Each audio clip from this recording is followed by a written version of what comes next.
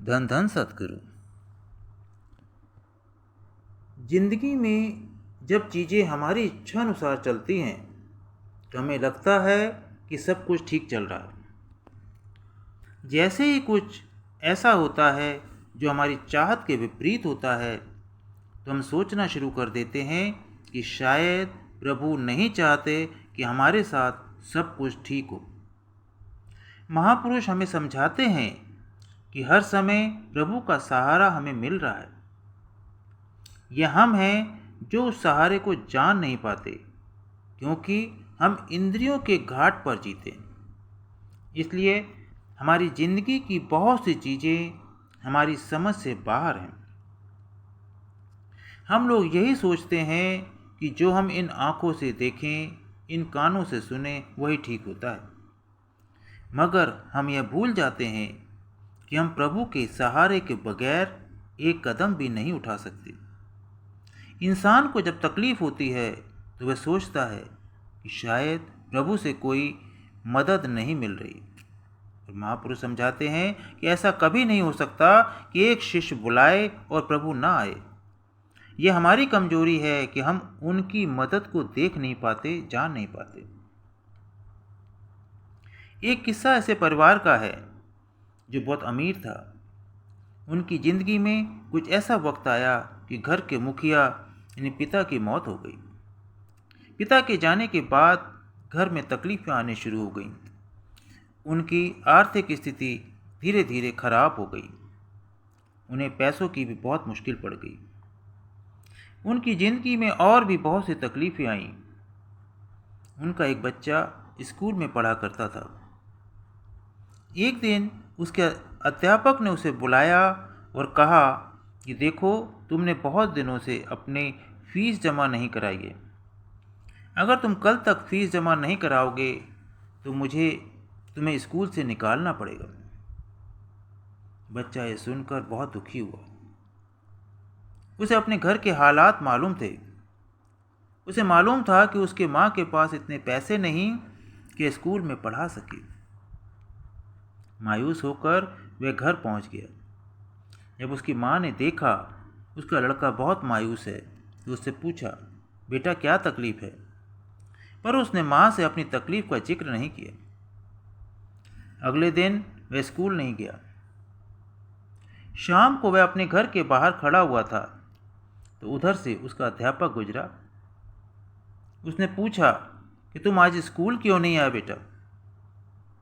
तो उस बच्चे ने कहा, कल आपने कहा था कि अगर तुम्हारे पास फीस नहीं होगी तो तुम्हें स्कूल से निकालना पड़ेगा। देखिए, हमारे घर की हालत बहुत ख़राब है। हमारे घर में इतने पैसे नहीं कि मैं आकर फीस जमा करा पाता, इसलिए मैं स्कूल नहीं आया। अध्यापक ने कहा कि तुम्हारी फ़ीस तो मुझे मिल गई है। बच्चा बोला, आपको मेरी फ़ीस कौन दे गया? हमारे घर में इतने पैसे ही नहीं और ना मैंने किसी को बताया कि मुझे फ़ीस के लिए पैसे चाहिए। तो अध्यापक ने कहा, सुबह एक लंबा सा इंसान आया था। उसने कुर्ता पजामा पहना हुआ था और वह मुझे फ़ीस देकर गया और कह रहा था यह उस बच्चे की फ़ीस है। तो उस बच्चे का विश्वास प्रभु में बढ़ना शुरू हो गया। वास्तव में हमारी ज़िंदगी में जब ऐसे किस्से होते हैं तो हमारा विश्वास असलियत की ओर बढ़ता चला जाता है। जब हम इतिहास देखते हैं तो बार बार हमें प्रभु के बारे में समझाया जाता है। परमात्मा के बारे में कौन समझाता है? उसे महापुरुष कहते हैं, संत कह सकते हैं, महात्मा, सतगुरु, किसी भी नाम से पुकारें। वे हमें प्रभु के दर्शन करने को कहते हैं और हमें समझाते हैं कि हम असलियत को कैसे जान सकते हैं। जिन भाई बहनों का विश्वास अपने सद्गुरु में होता है या प्रभु में होता है, वे फिर अपने भीतर अपने सद्गुरु के दर्शन करते हुए प्रभु के दर्शन करने लगते हैं, उनकी नज़दीकी पाते हैं। अगर हम ऐसे महापुरुष को सिर्फ बाहरी रूप में देखते हैं तो ठीक है, वे हमें बाहर से अच्छे इंसान दिखाई देते हैं, लेकिन अंदर की गहराई तक इंसान नहीं पहुंच पाता। जब एक शिष्य किसी गुरु की तलाश में निकलता है तो उसके अंदर ये ख्यालात आते हैं वे कौन से लक्षण हैं जिनसे वह एक सच्चे महापुरुष को पहचान सके। एक शिष्य था, वह सत्संग में जाया करता था। उसे वहाँ जाकर बड़ा अच्छा लगता था, क्योंकि वहाँ प्रभु की बातचीत हुआ करती थी, सच्चाई की बात हुआ करती थी। लेकिन उसके अंदर एक ख्याल आता था, एक सच्चे महापुरुष को मैं कैसे पहचान सकता हूँ। ऐसे महापुरुष हम सबके दिलों की बात जानते हैं, जिनको मालूम होता है कि हमारे अंदर क्या सवाल है, हम किन किन चीज़ों का जवाब ढूंढ रहे हैं। तो उसके सद्गुरु को लगा कि इसे अपने सवाल का जवाब जरूर मिलना चाहिए। एक दिन सत्संग के बाद वे सैर के लिए निकले और उन्होंने उस नौजवान से कहा, तुम भी मेरे साथ सैर पर चलो। जब वे सैर कर रहे थे तो बताने लगे कि इंसान को कैसा होना चाहिए, हम प्रभु को कैसे पा सकते हैं, हमें किस किस्म की ज़िंदगी जीनी चाहिए। और जैसे जैसे चलते गए उस नौजवान को लगा कि मैं भी अपना सवाल पूछ लूँ। तो उसने पूछा कि वह कौन सा लक्षण है जो मुझे किसी महापुरुष में देखना चाहिए।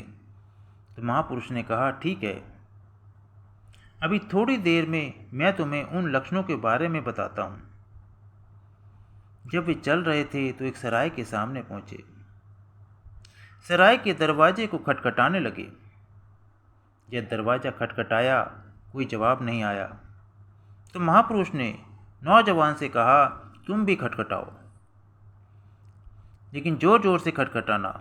उसने और ज़ोर से दरवाज़ा खटखटाना शुरू कर दिया, पर कोई जवाब ना आया। 1 मिनट हो गया, 2 मिनट हो गए खटखटाते खटखटाते। कुछ देर बाद किसी ने बड़ी ज़ोर से अंदर से दरवाज़ा खोला। इतनी ज़ोर से खोला कि ये लड़खड़ाकर अंदर गिर पड़ी। जिसने दरवाज़ा खोला था उसने ऊंचा ऊंचा बोलना शुरू कर दिया, क्या तुम में अकल नहीं जो तुम इतनी देर से इतनी ज़ोर से दरवाज़ा खटखटा रहे हो?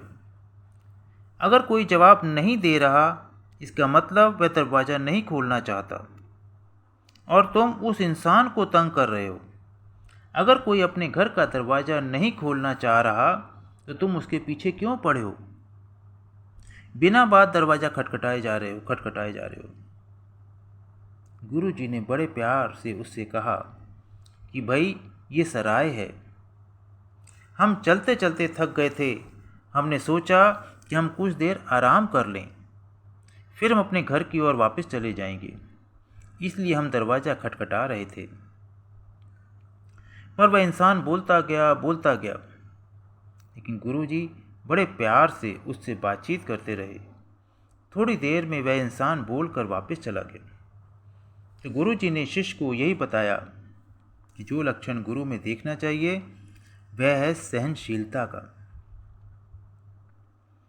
हम अपनी ज़िंदगी में देखते हैं कि कोई चीज़ हमारी मर्जी के मुताबिक नहीं होती तो हमें गुस्सा चढ़ जाता है। अगर घर में कोई बच्चा होता है, या कोई चीज़ यहाँ से उठाकर वहाँ रख देता है तो माँ बाप को गुस्सा आता है। अगर बच्चे के पास खिलौने हैं, भाई बहन उसका कोई खिलौना लेकर खेलना शुरू कर देते हैं तो उस बच्चे को गुस्सा आ जाता है।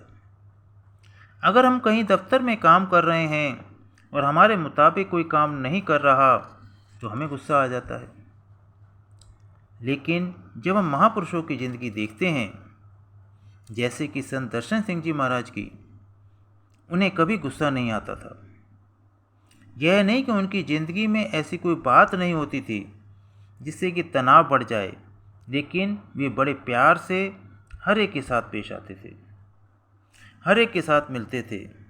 इस किस्म की ज़िंदगी जब हमें देखने को मिलती है तो उसका बड़ा भारी असर हम पर होता है। हमें यह समझना चाहिए कि जितने भी भाई बहन इस धरती पर आए हैं, उन सब के कर्म अलग अलग हैं, उनके ख्यालात अलग अलग हैं, उनकी बातचीत करने का तरीका अलग अलग है, उनकी समझ अलग अलग है, उनकी संस्कृति अलग है, उनके घराने का वातावरण अलग है। इसलिए जब हम एक दूसरे से मिलते हैं तो ज़रूरी नहीं कि हर एक की समझ, ख्यालात, बोल एक जैसे हों। क्योंकि जो अनेकता हमें दिखाई देती है, इसके अंदर एक एकता है। बाहरी रूप से हमारे तौर तरीके अलग हो सकते हैं, और अगर हम उसी स्तर तक रह गए तो हम एक दूसरे की असलियत को कभी नहीं जान पाएंगे। हमें उस गहराई के अंदर जाना है। जैसे ही हम अंदर जाएंगे, हम देखेंगे हमारी ज़िंदगी प्रेम से भरपूर हो गई है। हम देखेंगे कि हम अपनी मंजिल तक कदम उठा पाएंगे, और हमें यह अनुभव हो जाएगा कि हम में और औरों में कोई फ़र्क नहीं। प्यार की ज़िंदगी जीना सही ज़िंदगी जीना है। प्यार की ज़िंदगी जीना ही इस धरती पर आने का मकसद है। हम लोग यहाँ पर लड़ाई झगड़े, गुस्सा करने के लिए नहीं आए, बल्कि इस धरती को स्वर्ग बनाने के लिए आए हैं। एक ऐसी दुनिया जो सुख चैन से भरपूर हो, एक ऐसी दुनिया जो प्रभु के प्रेम से भरपूर हो, और एक ऐसी दुनिया जिसमें हम सब खुशी खुशी से जी सके। ऐसा जरूर मुमकिन है। करना क्या है? हम सबको उस और कदम बढ़ाना होगा। अगर हम सोचें कि बाकी लोग उस और कदम बढ़ा लेंगे, लेकिन हम चाहे जैसे मर्जी करते जाएं, तो काम नहीं बन सकता। महापुरुष यही समझाते हैं कि बदलाव लाना है तो अपने आप में लाओ। अगर बदलाव हमारे अंदर आ गया तो हमारी बाकी ज़िंदगी हरी भरी हो जाएगी। बदलाव लाने के लिए हमें प्रभु के प्रेम का अनुभव करना है, और प्रभु के प्रेम का अनुभव करने के लिए अंदर की दुनिया में जाना है। परमात्मा हमारे भीतर है।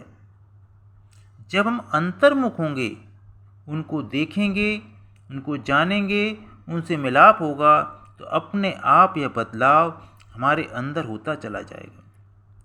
अंदर की दुनिया में जाना ही भजन अभ्यास करना है, जिसे मेडिटेशन भी कहते हैं। तो स्वामी जी महाराज कहते हैं, यह तन दुर्लभ तुमने पाया, कोटि जन्म भटका जब खाया, अब या को बिरथा मत खोवो, चेतो छिन छिन भक्ति कमाओ। धन धन सतगुरु, धन धन सतगुरु। बहुत बहुत शुक्रिया।